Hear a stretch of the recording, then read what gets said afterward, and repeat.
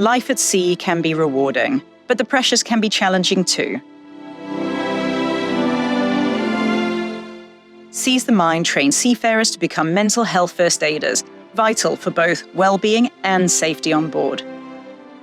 Mental health first aid helps identify depression, anxiety, and burnout, creating safer, more supportive environments. Our globally recognized courses equip crew with the tools to support themselves and to support each other. Support your crew's mental well-being. Book your training with Seize the Mind today. Seize the Mind, mental health first aid for seafarers. Visit seizethemind.co.uk for more information. Hello and welcome to this episode of Wipe House Tales from the Superyacht Laundry. I'm here with Rosie Mira. How are you doing? I'm great, thank you, Cherise. Lovely to be here. Well, you don't look as stressed as me. Thank you for coming to our Now Emergency podcast set up. Little mix up for listeners. Double booked. Well, actually, the venue that we previously booked forgot that it was closed on a Monday. Because obviously that's really difficult to remember. But anyway, we're here. Just to give a little bit of a backstory to everybody. So I first spoke to Rosie at the very first Pearls of Wisdom event at the Limewood in the New Forest. You were one of our guests and you were willing to come on and talk to us. It was a little while ago now. It was. I can't believe it. It was back in 2021. Yeah, 2021. And it was a great day. But when we were... the whole purpose of that event was to talk about finance because it had been I've kind of realised that we were all making very similar mistakes when it came to finance and my background. And we wanted to get to the bottom of it. So you agreed to come on and be interviewed. I've literally just watched your interview as well. I did. Oh my goodness. I'm intrigued to see what's on there. Well, you did say some pretty interesting things, so we'll touch base on your finance interview a bit later on. Great, to see whether you've actually done any of it. I look forward to that. But, to fill people in, so obviously, what were you doing before yachting, and then how did you find Superyacht? Yeah. Okay. So prior to joining yachting, I worked in the hospitality industry. Pretty much been somehow connected to hospitality since about the age of 13. Sort of started with a waitressing and washing up job in my local pub. And then after school, I went to college and studied tourism and events management.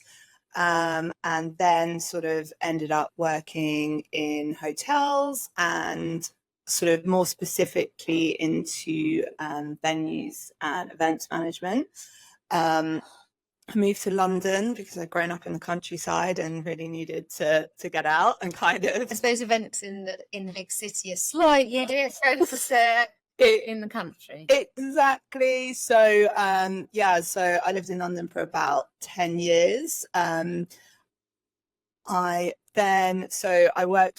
went on to work for a restaurant group, big restaurant group in London. They actually had one restaurant when I joined, and I was able to kind of be a part of the growth. I was the head of marketing and PR, and we opened a series of amazing restaurants in London and then further afield into Manchester, Edinburgh, and into the US as well. And they continued their growth and expansion, which is great to see. I was with them for about 9 years. And yeah, like I said, they're an amazing company to work for. They really focused on culture and on people. And, really before that was a box just to be ticked by businesses. They really, really embodied that and won quite a lot of awards for it. They're one of the Sunday Times best companies to work for.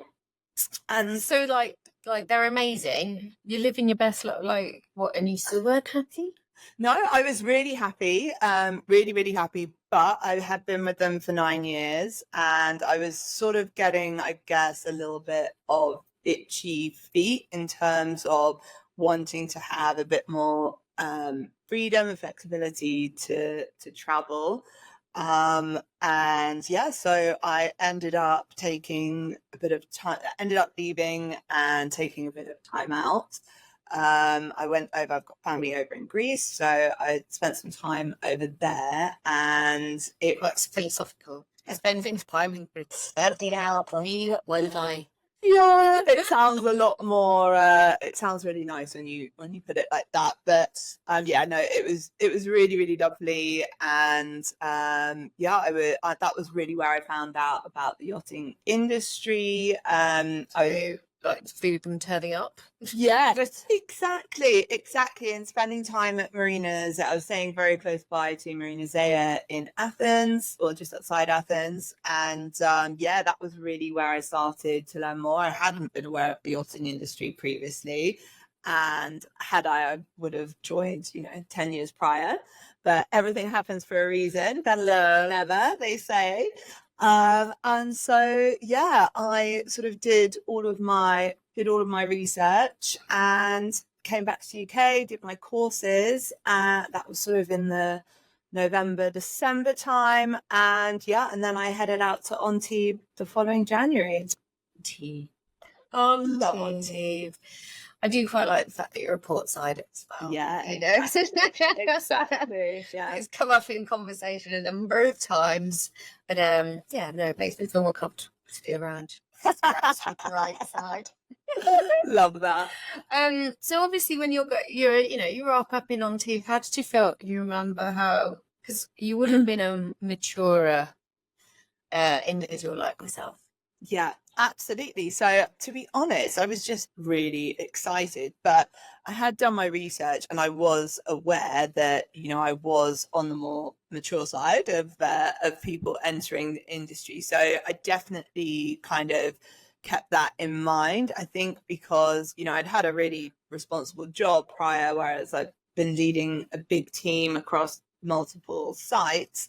And I think it was really, really important coming in to kind of be really prepared and open to start at the bottom, with an ambition to work my way up through the ranks, but to really know my place.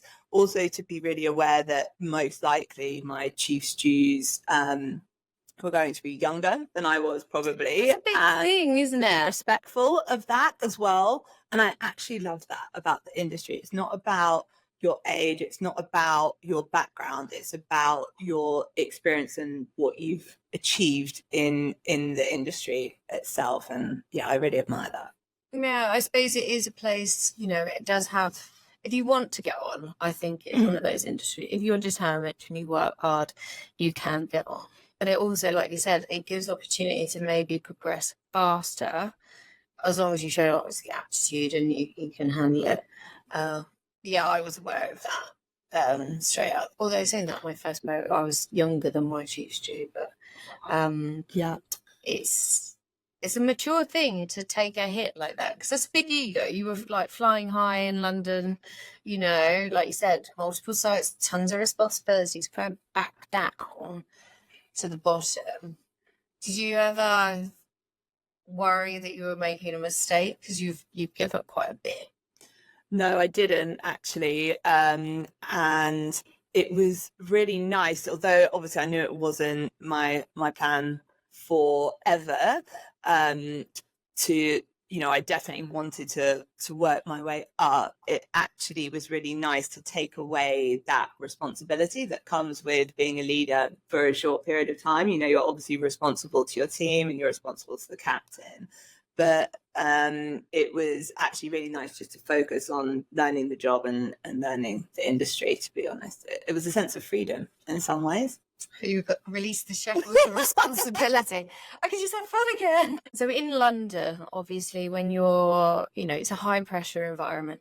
So you're top of your game, you work really hard. You said there is a freedom of coming back down, not having that, because it's a fast pace in London as well. It was, yeah. All consuming. So how did you get your third boat? I was really fortunate in the right place at the right time, but it was through a lot of perseverance, actually. I went out to Antibes earlier in the year than a lot of people arrive. I was actually doing some some courses as well. And it was just really fortuitous. I was applying for all the jobs. I registered with all the agencies, and that was where really I started to learn and understand the power and the positivity around like network and community within yachting. I mean, that's grown even more so, especially with groups like Pearls, which are fantastic. Just really that opportunity to connect and foster relationships, and those people have really helped that I've met have really helped to shape my career. So I'm really fortunate for that. But yeah, I applied for the role online, and yeah, I was lucky enough to be selected, and the timing was really fortuitous because it was just before the pandemic sort of really hit, and just before lockdown began. So I made it to Italy to join my new boat just before. So when I met you and you came to my event, you had been working for two Yeah, just over 2 years. Yeah. So 2 years. And I remember you saying quite clearly your ambition was to get to like purser level. Yeah. Do you remember why you wanted that, or did it just seem like a progression? No, I think, I think everyone has their different sort of career paths within the industry and sort of their ultimate goals. For me, I wanted, this wasn't just something I wanted to come into for a short period of time. I really wanted to have longevity within the industry. I'd sort of taken a big leap. So I wanted to know that there was kind of something really big and exciting to work towards. I wanted to continue. I really enjoyed even just the basic safety training and the courses that I'd done. It was a whole new world for me, and I'm really excited by learning. I wish I'd been that excited about learning when I was at school, but often it can come later on. And so, for me, it was that I really wanted to have a goal to work towards in the future. So, purser. Yeah. Have you got your first purser? I haven't got my first sole purser role yet. So my last role I was on an amazing new build. So I actually joined about 6 months before launch. So Fedship new build, and absolutely. But as my role progressed on board, I started to assist the captain and the chief officer more with the vessel administration. So taking on purser duties within that role. I also had an amazing second stew who is now the chief stew on that boat, which is amazing. And, she took on really the sort of day-to-day leadership of the team, managing the task list, which allowed more time for me to be able to assist with the administration and organisation and the purser side of the role, which was great. So in your head, what did you think the purser role was, and what has it turned out to be? So I think it's pretty much the same as what I thought it would be. There's no kind of big surprises in there, really. What I've started to understand more is it can really vary from vessel to vessel, depending on the size of the vessel, depending on how it's set up, the responsibilities and the duties that you have. I think for me, the most important thing is to understand how crucial that role is to the the successful operation of the ship, and also the also basically the ramifications and the seriousness if your job's not done properly. It could be things like, part of the role is obviously payroll. It's essential that the crew get paid correctly and on time, which means you have a big responsibility there. It's port clearances, which understandably it's a big responsibility. So Quite complicated, yeah, and it can, like I said, it can really vary from vessel to vessel. So on some boats, it's very much more guest facing. You're doing a lot of the concierge services, the cruising guides, destination management, reservations, that kind of thing. And on some other vessels, it can be purely financial and sort of, very much around the accounts, the budgets, the payroll, the procurement. So it's quite a complex and, but very, very interesting role. So what are obviously you're looking for a pure personal now. Correct. Yeah. So you're dealing with the bridge. Yeah. How do you navigate that? Is it like, obviously you're the only female up there? Oh, don't get me wrong, I'm sure there are some female officers. I'm not saying that, but obviously you're dealing with the bridge all of the time. So obviously that's a male-dominated. Yeah.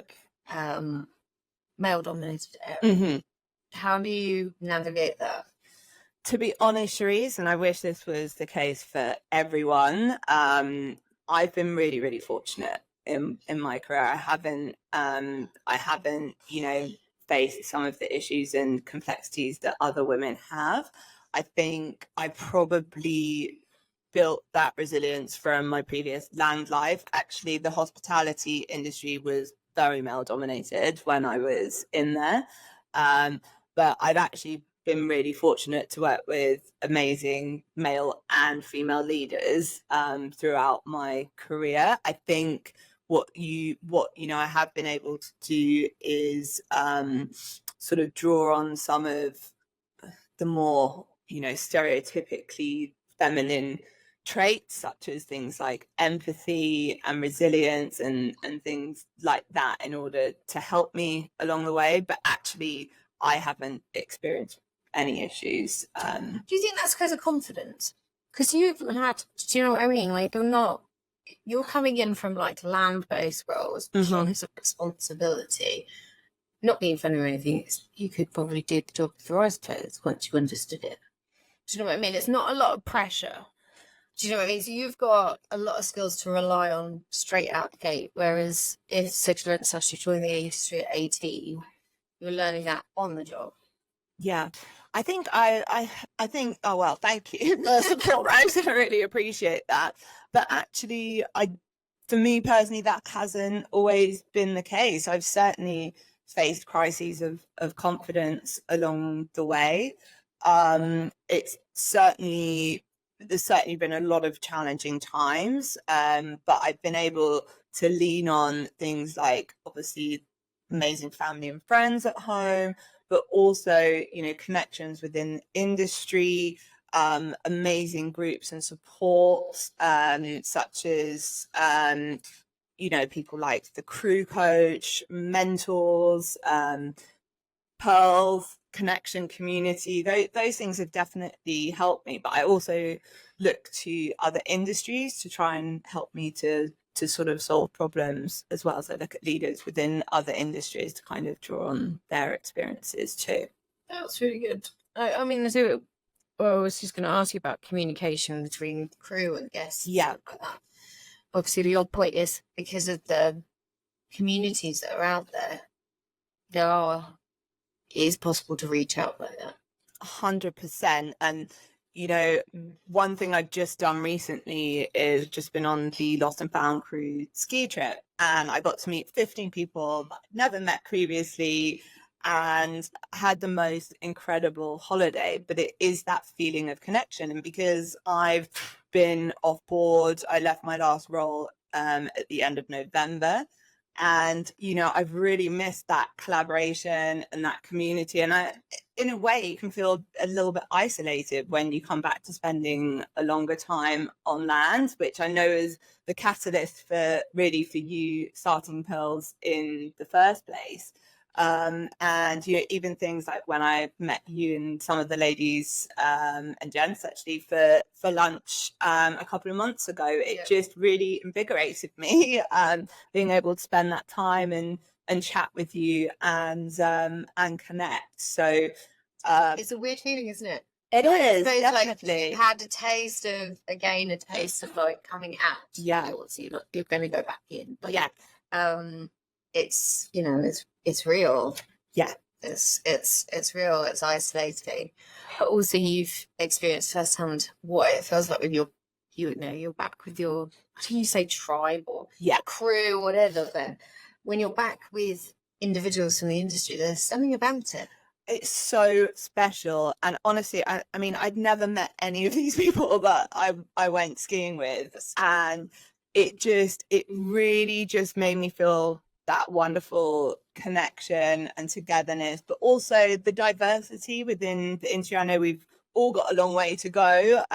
Every business does, every industry does in terms of diversity, but just to meet people from so many different places, different backgrounds, different roles on board, that was really exciting. So could you give me maybe a high and a low from your yachting so far?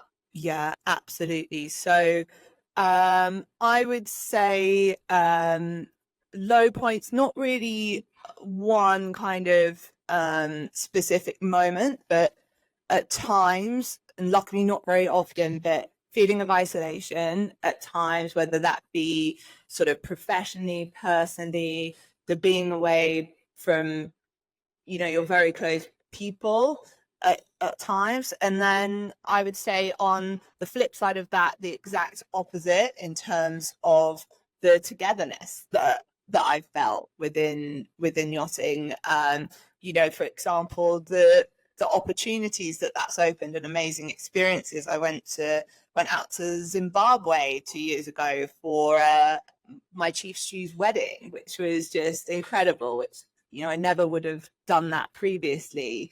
And so many other stories of connections and trips and moments that I'm incredibly grateful for. It does open. I think it opens well up.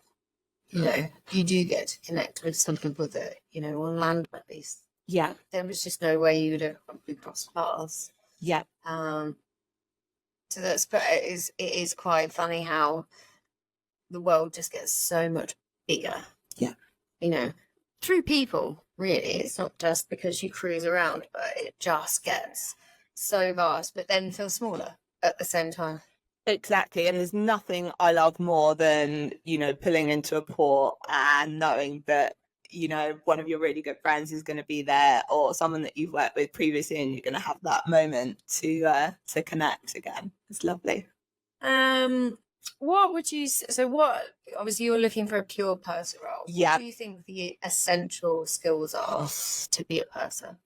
I think, well, first and foremost, organisation is key. There's going to be a huge amount of moving parts in terms of your role, and a huge amount of demands and ever changing priorities. So being able to prioritise is really important. You've got to have a good knowledge of all of the systems, processes, and softwares that are used on board in order to enable the very best efficiency within your role. You've got to have a really keen eye for detail, spotting mistakes in figures and or potential mistakes, things like that, making sure that everything is correct so that you leave no room for error. Things like, you're organizing crew member travel, for example, you're organizing and arranging visas and things like that. There's just no room for error on those things, especially if it's a new crew member joining a vessel. That would be their very first impression of the boat if something's not right there. So, really the crew work really hard. So it's really important to make sure that support and processes for them is in place. And I really care about that stuff, Did you on your boat, because I know that there's a lot of changes, like different software coming on. Yeah. Accountancy is not the same as, when I many years ago, I used to just get a bag of cash and then say, go provision. Pay how I wasn't robbed in broad daylight. No, I know. Like big wads of cash, and then you come up with a big wad of receipts. But I know that there's different software and things out there. Yeah. Have you had any experience with those? Yeah, I have. I've worked. One that I particularly like is Volley. It's really, really takes away, negates the need for all of those various different spreadsheets and kind of the scanning of receipts and sticking them to a piece of paper, as I've had to do sometimes, and just really digitalizes and streamlines the process and creates efficiency, which is we always need more time in the day, right? So anything that can help with that is a massive win. Well, not losing receipts, Yeah. These softwares are quite amazing where you just like take a photo of the receipt, put it in the pack, and then there's less chance. Exactly. Because there's always fourth step one receipt. Yeah. No, it's the worst. It's the worst. Well, I mean, obviously it's changing. Do you think there's an advantage to being an onboard person and obviously there's virtual persons? Correct. Yeah. What's your opinion on that? I think there's advantages to both, to be honest. I think it can be a fantastic opportunity to move shoreside for some people. And, I think really, I don't know so much about the virtual purser's side of things. However, I can see it being a huge benefit to vessels that don't have the accommodation on board for a purser. So pursers really tend to be on board sort of 85, 90 meter plus boats where they have the crew size to be able to accommodate someone in that role on board. So, and then usually on smaller vessels, the purser duties would be sort of split between the chief stew, the chief officer, and the captain. So I can certainly see the benefits for going shoreside. I think also it works really well for, if you don't warrant having a full-time purser in that role, perhaps being able to outsource some of those responsibilities or kind of specific projects, maybe setting up a new build, for example. I can see it being hugely beneficial. And then, on board, I think, the purser can obviously, being there in person can really help with those concierge duties, assisting the owner's experience on board, contributing to that effectively. Well, because also when you're running a tight crew, the chief stew's like trying to deal with what's going on board, and then the boss is also wanting reservations, not being trying to get through to those places. Yeah, it could take probably all day. Yeah, to negotiate that, let alone the cars to get to it and all that way much. Yeah. Exactly, it can. And having been in that position, which was obviously an amazing experience the last 2 years, that's sort of a big reason for me why I'm now looking to pursue a solely purser role, so that I can really delve deep into that and kind of focus on those responsibilities. Definitely. So you're really good at taking responsibilities, working out details and everything else. How are finances working out? We're going to go back to the beginning. I knew this was coming. When I met. So obviously, Pearls of Wisdom is passing on advice. When I first met Rosie, she was, working up to purser role. And we were talking about what you might need to consider for your future, like moving forward. And obviously on the day, we gave a bunch of advice for you. Said advice that was... So I'd just like to say first and foremost that the advice I received was really valuable and really beneficial. I think for me, I've been exceptionally busy in that role. Nothing could have prepared me for the complexities and challenges involved in a new build vessel. So really that has been all consuming for me, both personally and professionally for the last 2 years. However, what I have been doing is working really hard to save over that time, and just really thinking about where I want to make that investment. I think I've perhaps had a little bit of nervousness around sort of putting finances into something. I think it made me laugh. Interview, and you're like, well, I've been doing it for 2 years, but I'm just going to wait to see. Yeah. So you're still trying to predict the future. I know. I'm really cautious. It's so funny because I'm really not overly cautious in a lot of areas of life, but some I am. And I think for me, I've also been thinking about where I want to be and to settle and locate myself outside of work. We get paid in various different currencies on board. So I've been thinking about which of my 3 savings accounts I want to sort of leave my savings. It's sort of been a lot of transition and a lot of movement, but I'm very much hoping that I'll be in a rotational position in my next role.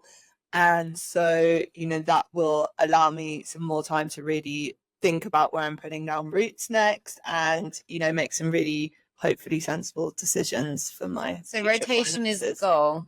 Yeah, rotation is the goal, although, I'm not going to discount opportunities because they don't offer rotation right now. But one thing I've really have learned especially over the last sort of 6 months or so, is that need for downtime in order to be able to perform at your best when you're on board. So if not rotation, then certainly must be structured leave for me. I want to be able to embrace a life outside of work. Well, because obviously, what's your exit? What are you thinking? Do you know what, Cherise? To be quite honest, and you might not agree with me here, but I don't have one because I don't really want to leave the industry. Like I'm currently, as it is right now, I'm really, really happy in the industry. And if I can get a rotational position, then, I would be really, really set up. However, I do know that it is important to be thinking about the future. And so I think I've been working on a few little projects actually while I've been having some downtime over the last few months. And, I think for me, we're like so many others, the fantastic entrepreneurs that have come out of yachting. I think that would be my path forward down the line if I was to leave the industry. But I think I would want to try and stay connected as best I can. Well, it is a fun industry. Yeah. You want to stay. Yeah. But you are, like all of us on the exit, you're going to have to juggle a relationship, where you want to live, with your children, and then entrepreneurship. Yeah. All at the same time. It's a lot. Do you feel, is that why you don't want to think about it so much? Oh my goodness. So I'm trying to get to and I don't mean this that you're an isolated incident. No. Because I've spoken to hundreds of course of women now. And because there are so many moving parts to leaving, it's not with a bury your head in the sand, but it's such a big thing. And obviously you're already also trying to push your career. Is it kind of brain overload? What do you think it? I think it can be. I think that, to be honest, for the last 4.5 years, I've been so focused on getting into the industry that I'm not quite ready to think about getting out of it, if that makes sense. However, I'm starting to see more and more and hear more and more conversations about sort of life after yachting. And really, since the beginning of this year, I've started to think about that. There's some, again, amazing networks out there, such as Pearl, such as Sisterhood by Michelle. There's some fantastic people out there that can help you to kind of figure out that path and, figure out the way forward. So a bit like my future investments, it's something that is, definitely on my mind, but I haven't quite figured out what that looks like yet. It's a big decision. It is. It is a big decision. And like I said, there's lots of, when the past, there is lots of positives. I think you're going to be, by the time you want to leave, the amount of stories and information, especially from what we're doing, will give you confidence. Yeah. The only things I can't help with is relationships and children. That's goals. I mean, we're going to cover that in a different episode, the gamble of leaving children later, which, it's unfortunate that all women, especially Aussies, has to take. We want it all. We want to travel. I think you're, like you said, I can really relate to the fact that when you find it later. So I didn't get in until like 29. Yeah. And by the time I met my then to be husband, I was 30. So I was like, I could just stay. I could stay a bit longer. Totally get that. But yeah, you have to have your eyes open. Yeah, you do. So 5 years from now, where are we meeting? What's going on with you? Oh my goodness, I hope we're in Palma again, like we were a couple of days ago. Yeah, that was fab, going out for the boat show again, sort of staying connected. Really great thing. Do you think on or off board? Oh, I really don't know in 5 years. If I look at where where my journey's taken me the last 5, I wouldn't have believed it. I would like to be, I've decided, and I hope this is the case because this is now on it's now recorded, but I'd really like to be living in the sunshine somewhere, and I really think that could be Palma. So I'd like to have a base there and kind of be settled.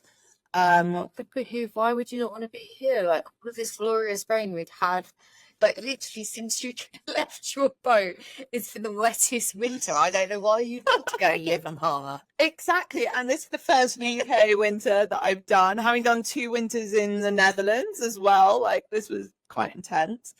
So yeah, I'm ready to get back in the sunshine. So I think for me, you know, hopefully I'm still working on board as a person, or perhaps working on one of my other projects that I'm considering at the moment, but just kind of, you know, just happy and settled and, you know, hopefully enjoying life. But I think we will have to check in again, you know, see how it's all going. But before we wrap up, could you give me one crazy story? Oh my goodness. So this one was quite a good one. And yeah, so it was just before we were launching the new build vessel, and we didn't have anything on board. So like no towels, no linens, no service item, literally none of the orders had arrived at this point.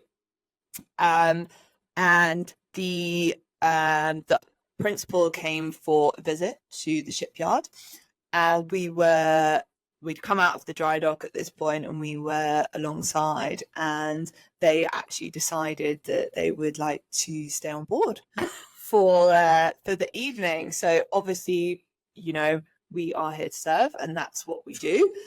So Anybody got any sleep bits? it was certainly a challenge, but again, the power of teamwork and resilience, and you know, just making it happen. And we certainly got everything that we needed to make that happen. But it wasn't something I was expecting, and it probably isn't something I'd choose to manage again. Did you do it like they just gave the card, go? Yeah, we went to, it was actually really fortunate. We're based just outside Amsterdam, so it was a case of being able to go to the department store, get what we needed, you know, get everything done, and we made it happen. So with a crew on board? We had the crew. We literally just moved on board probably about 2 weeks prior, but we didn't have all of our uniforms yet. We kind of had like our build uniforms before, because obviously it's completely confidential in terms of the name of the vessel, everything like that, before you don't get your final uniforms until then. So yeah, I mean, we'd done sea trials and everything like that. We were just sort of finishing up some final touches and waiting for all of our orders to arrive. It is quite amazing. They just like make it happen. As long as they slide the car, they tell me, yeah, okay, fine, we'll make it happen. Yeah. It might kill me in the process, but we'll make it happen. Yeah. So to finish off, to a lady that might be in the laundry right now, Mm-hmm. ironing that flat sheet, make sure you do it properly. what would your word of advice be? Keep going. I would say that, probably the most valuable skill I've learned in the industry is to be resilient and to bounce back. You will encounter challenges. You will, there will be tough times alongside those really great times, just like anything in life. But embrace your power of network and conversation and community, and you'll get to where you want to be. You can do it. Yeah, you can do it. You can do it. Thank you so much for joining us today. I really appreciate it. It's actually really nice because obviously we've known each other quite some time, but when you get to have these proper discussions, it's like filling in the blanks. I'm like, oh, well, that makes complete sense. And we would love to have you on again, maybe at the beginning of your entrepreneurial journey. That would be good. I would love that. It's been a real privilege. Thank you, Cherise.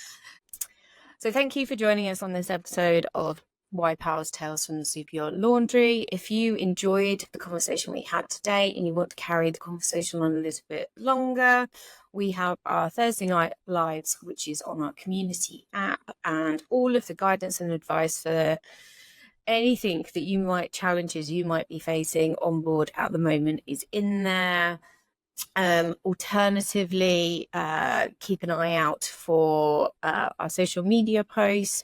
If you have any problems or you have any challenges, please join us. Failing that, we'll see you next episode. Thanks very much. Thanks, Cherise.